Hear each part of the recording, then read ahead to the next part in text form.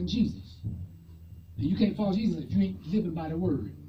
If you ain't obeying what the word tell you. If you ain't doing what you're told to do by somebody God done put in charge of you.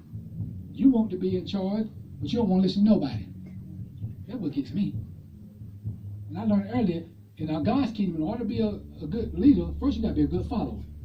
Amen. Because first thing Jesus said, come follow me. Then they became leaders. Some of them didn't follow him. Remember, a lot of them stopped walking with him. See, a lot of people, everybody wants to be leaders. Like I said, everybody, I never want to be one, but nobody want to be a follower.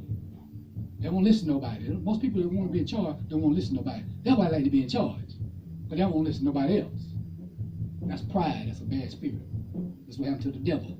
I want to be like the Most High. I want to, up there, what it got it made. You know, it wasn't enough for him. Look where he is today. And gonna be through eternity. Okay, stay in Genesis. Go Genesis 18, 16 and 19.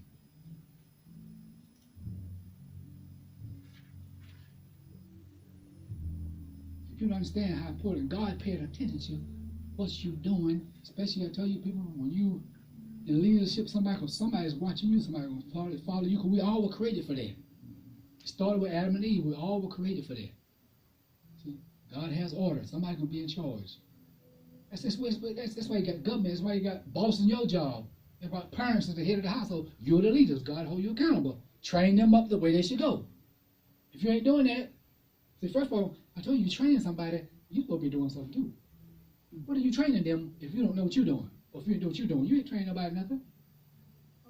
I told you a personal trainer, he gonna lift some weights. He have lifted, he gonna know how to do it. And most times they're gonna show you what to do. See what I'm saying? Like personal trainer, or somebody doing a diet, whatever. So who do your children see? Who do they see in you? Like I told you, he just followed him. Look, they got saved because the Bible said he was righteous. He did all God commanded him. It was a big task. But if God gives something, it ain't big to him because he's a big God. Is there anything too hard for the Lord? Okay, Genesis 18, 16 to 19. And the men rose up from thence and looked towards Sodom. And Abraham went with them to bring them on the way. It's right here when God dealing with Abraham and Sarah, and he come right before it's destroyed Sodom and Gomorrah. Watch this. Listen to 17. And the Lord said, shall I hide from Abraham and bracket say, my friend and servant, what I'm going to do? 18. Since Abraham shall surely become a great and mighty nation, and all nations of earth shall be blessed through him, and shall be blessed and bless themselves by him. Think about it, because there's one man faithfulness. That's why we blessed today. That's why you don't know how important your obedience is to somebody else. You don't realize that. How important your obedience. Watch this. 19. For I have known, chosen, acknowledged him as my own, so that he may what? Teach and command his children and the sons of his house after him to keep the way of the Lord, and to do what is just and righteous, so that the Lord may bring Abraham what he has promised him. This is God talking. He said, he know Abraham going to command his children's household to do what the Lord says do. So you say, God say, I know. So that's why I tell you, you think God don't know what you're doing? That's why I said, who are your children? Do they see you obeying God like you're supposed to? That's why I said they're supposed to see you, praying and, praising the Lord and worshiping the Lord, whatever. You don't want supposed to be doing this. That's where they get it from. That's part of training them up the way they should go. So when they get older, they won't depart from it. Oh, I used to see grandma do it. I used to hear grandma do it. I used to hear mama do it. I used to see daddy do it. That's what they're supposed to do. So that's why I said, who are they seeing? So don't think they ain't paying attention. They ain't gonna let you know everything. Who do they see? Oh, you see, God is paying attention. He's paying attention. Are you faithful? Are you actually you require your children to do something for you or towards you that you don't do towards God? Are you doing that? That's what we do a lot of time. We're supposed to be training them up. Same way God trains us by the Holy Spirit now. We're supposed to be training them up where they should go. See? They're supposed to see coming from mom and daddy. And see, we don't understand the responsibility that God holds you accountable for. You don't realize that. When God, see, you are one of the second biggest things after a child of God is God trusts you with other human beings that we call children. That's right. Remember, it came from God. So He expects something out of you. Same thing on your job. Whoever on that job, they expect whoever's over them to get the people to do what they're supposed to do. Same way, God expects us to get our children to do what they're supposed to do. That's why I say train them up. Don't you go to the job, don't you get some training? If you don't, last time they give you a grace period, if you don't make it, you're out of there, right? All this stuff, see, we have to have this stuff. That's how you pick and choose people. See, God, He said, in King James, He said, for I know Him, that He will command His children's household. He said, God said, I know this. I know this. He said, that's why I won't hide nothing from Him. Think about that. That's how close He walked with. He said, I won't hide nothing from Abraham of what I'm going to do. So you can get that close to God. I'm telling you. See, and that's the kind of relationship He wants. As He started out with Adam and Eve, they'd come talk to them the cool of the day. Every day He come down and talk to them. And one time they done did something wrong, they over there hiding. He right where He met them at normally. God knows that, but that's the way He kind of He is. They asked him, have you eaten out that tree? I forbid you. You know they did. See, God, He's conversating with you. He just come back straight down on, look, okay, you don't get this, well, I'm going to do this, now, but no. He had a conversation with him. But both of them, they blame somebody else each time. Did that thing save God from doing what they do? No. See, because you blaming somebody else, they don't stop God from doing to you what you got coming to you, because you blame somebody else. Oh, they provoked me. Oh, they said this about mine. God don't care about that. I keep telling people that. It's how you respond. He know that's your child. He know it's your whatever. He don't care about that when it comes to how you respond to them. Now, He don't want, like when they did something to him, but He said, vengeance is mine. He didn't tell you to take care of it yourself. He didn't tell you that.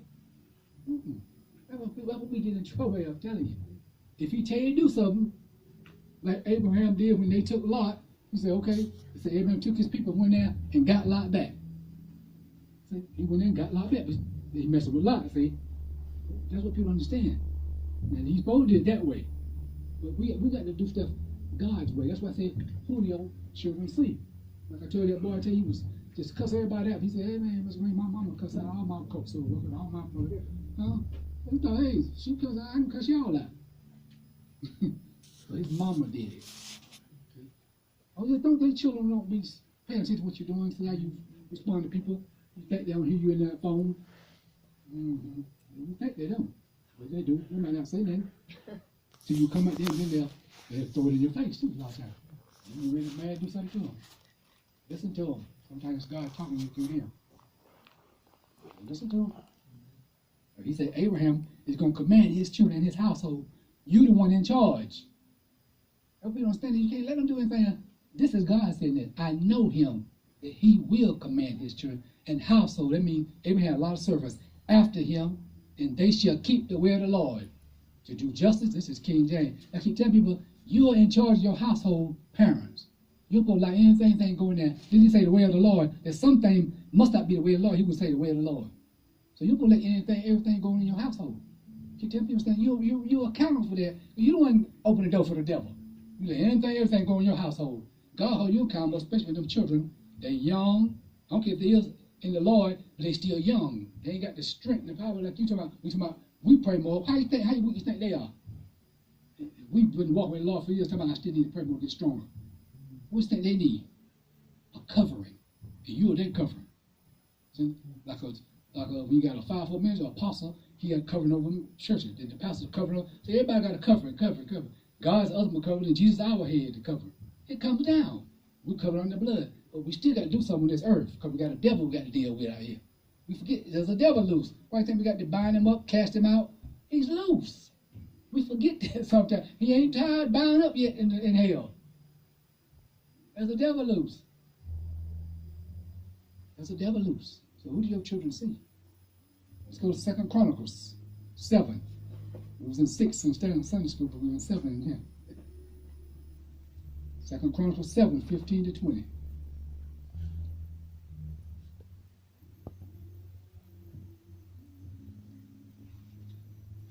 People, we got important stuff to do. Very more than you think. I'm telling you. And God is holding you accountable. He holds everybody accountable. What responsibility you got, you held accountable. So guess what? God gonna show you how to do it if you just listen to Him. He got instructions written down. He's gonna give you revelation if you study it. He said if you seek Him, you'll be found. Ask and receive. See, all the answers right here. We just got to do it. Make up your mind to do it. We do it for everything else. If something else you want to find out about, you'll do it.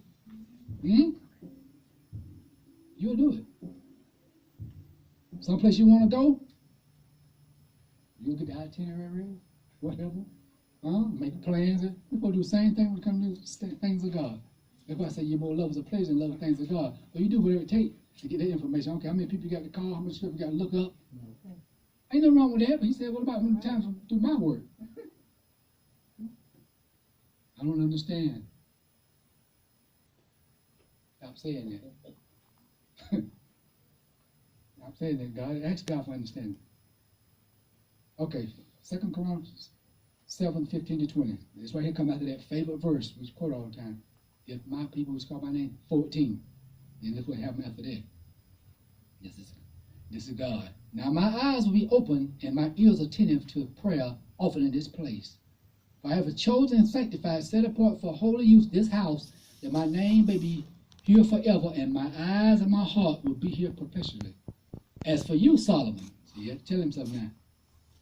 If you will walk before me as David your father walked. See, I keep telling you, see, it's important. And do all I have commanded you, and observe my statutes and my ordinances.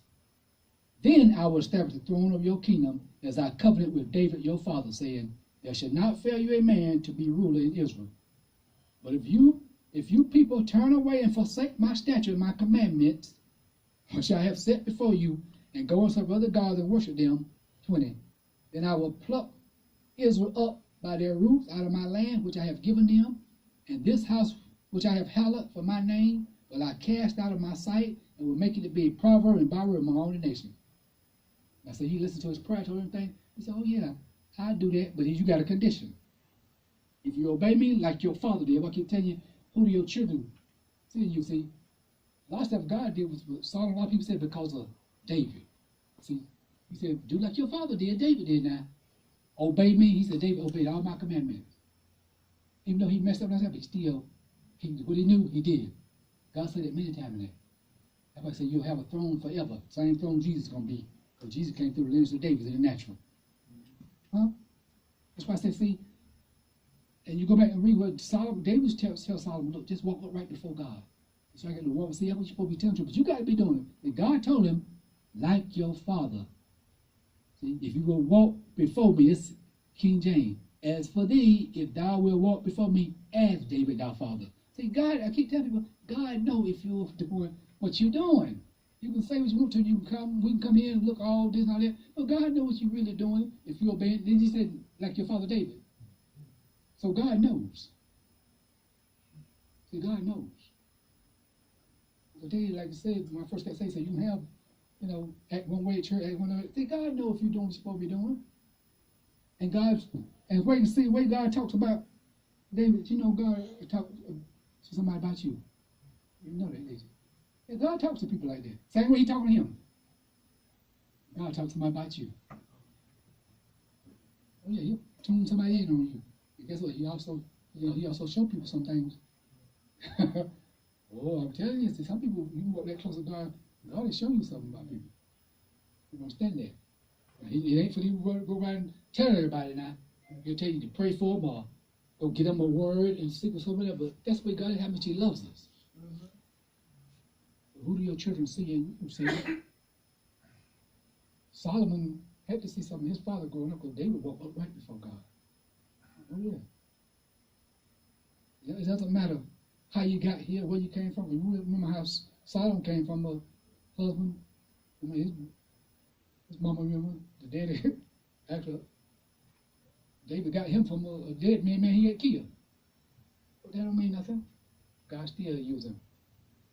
The richest man ever lived. It ain't where you came from. You're here now. You He's telling people, stop that. They're not letting the devil tell you that stuff. Oh, came from this. Remember we read it last week. Oh, I'm the poorest. I'm this. God don't care about that. We got something like that because of the fall. But God had your life planned for you. But got here. It ain't what family you come, how you got here, when you came here. Jesus was born in a manger. And look at him now. He ain't got nothing to do with that. So stop listening to that mess. I mean, I told you, it means you're insecure about yourself. When you thinking these other people better than you because they got more than you materially. See, that's what people get caught up in that. Nobody has show you like this. See, the devil start messing your mind. You know, the lifestyle of rich and famous. That's why you start looking down on yourself. You better get away from that. Next thing you know, you get caught up in that stuff. That's why people start doing stuff for anything. Well, a lot of them kids, them drug dealers, I used to talk to them, they're like, hey, I ain't getting a good job. They want to wear that bling, but they don't want to live the life. You know, they want to live the life, so it's quick money. A lot of good money. Tax-free. I mean, hey, they ain't looking at thing about, well, I might get caught with whatever. They look at that money, man. They sell it, Mr. Hey, I got to have it. Ain't gonna go there and flip no burgers. You know, minimum wage. They straight up tell you. I make more money than. I remember the judge said one time, he said, what are we going to do? Because Keith said, look, man, judge, tell the judge to his face. He said, I make more money in a night than you probably make in a month. He said, what are we going to do? And he tells the judge that. They bold. Go look at the money coming in, man. You know how much it's paid. See? That's what you're dealing with. So you say in little popcorn prayers, and I say, ain't gonna help with them kind of situations. You might have to do some fasting and praying, like what the woman said. I had a prayer grandmama said she fasted for 2 weeks. She was on drugs, running on men, but she got delivered. But she said she fasted for 2 weeks. Sometimes you got to fast to get some people delivered. That's some stronghold there. That's a little regular prayer. Ain't gonna get it. You got to fast. That's why Jesus said something about prayer and fasting. But you got to deny yourself. You got to sacrifice. Say, well, we're not sacrificing. A lot of stuff you pray, God will tell you, look, I need you to turn that plate down. I need you to turn this over. I need you to consecrate yourself, like we were talking about earlier. Not just one day. I might need to do it 3 days, a week to get some deliverance. That's what it takes sometimes. That's what it takes. But you got to be willing to do that. You got to be sold out. Just like Jesus did. Moses did 2 times, 40 days and 40 nights. Daniel did 21 days. They was fasting for the people. Daniel fasted 21 days for the people. More people fast. Say, we got to do this. I'm telling you, sometimes the only breakthrough you're going to get in your own life and other people. You got to sacrifice. You got to put this body under subjection. They know I don't want it. No. Basically talking about no food. Oh, man, please. I tell you, as soon as you fasting, you go to work, somebody will invite you to lunch. It'll happen. Best thing you really like, here it comes. That's the way it is. But that's you being tested. The devil's actually tempting you, but he don't want you fasting no way. You know what fasting do for you. It's you strong against him. You know that. Please. Yeah. Volunteer to bring yourself back. Y'all know how it is if you ever tried it. Everything look good. Mm-hmm. Why do you think some of the people do it? Some of them, they still got to cook. They got, their spouse might not be saved. They got children. You can't say, well, no, I'm fasting, y'all can't eat. So you got to be strong, get strong in this stuff. That's where prayer come in. And the more you fast, you get strong like that. Because they still got to go on, but y'all might say, I need you to fast. Huh? This is supposed to be a lifestyle, and you got the ability to do it. You got the ability to do it. Okay, let's go to the New Testament now.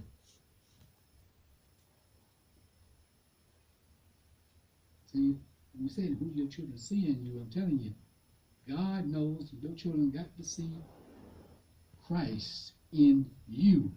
That is the word. We're supposed to be living by every word that's out of the mouth of God. Luke 2:37-42.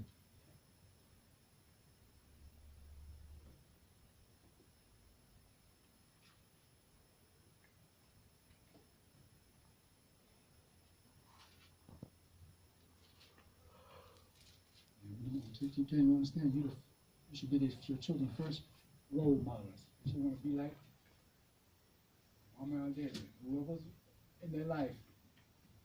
Parent or legal guardian, that's what you want to be like. You want to be like the pastor. They don't live with the pastor. They don't know the pastor.